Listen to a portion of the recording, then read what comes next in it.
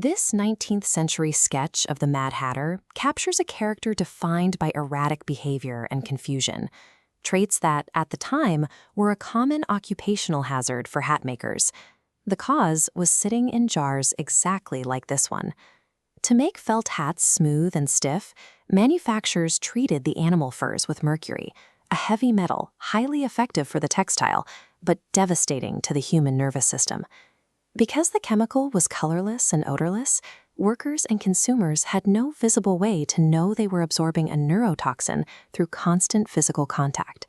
It created a specific cycle in the fashion industry, a popular, everyday accessory that relied on hidden, unregulated chemistry to maintain its aesthetic.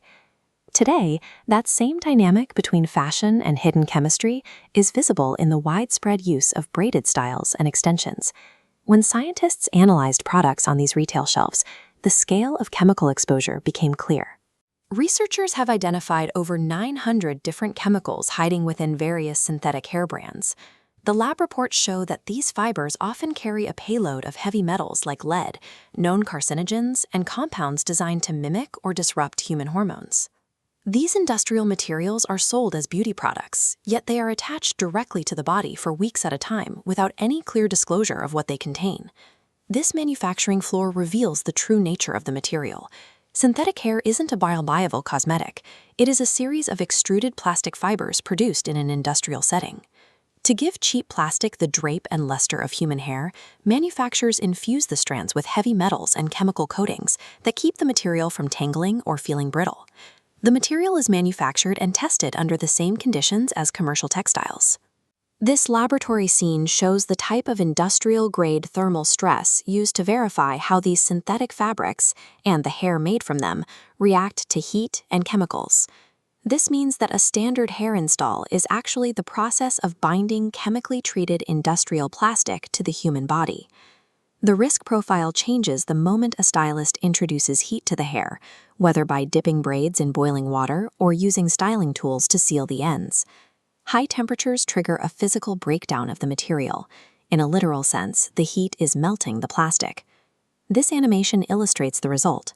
As the plastic fibers break down, the chemicals inside vaporize, releasing invisible fumes into the immediate breathing zone of the stylist and the client.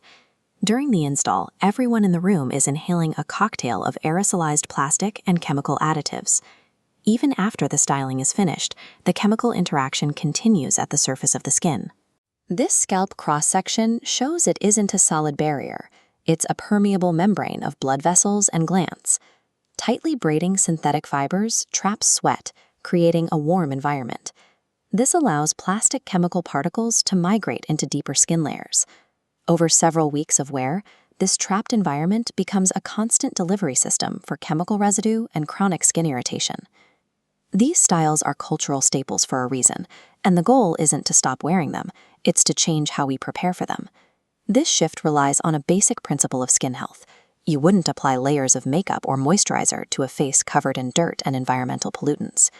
This vintage advertisement highlights a long-standing rule. You have to protect the health of the skin to maintain the beauty of the style. You shouldn't anchor chemically treated plastic to a scalp that hasn't been properly cleared of residue. The preventative step is a specialized scalp detoxification. Using a solution like ToxiTress strips away trapped chemical buildup and industrial residue before the hair is even installed. Managing the risks of modern synthetic hair starts by resetting the foundation underneath. Keep the scalp clean and protect the canvas.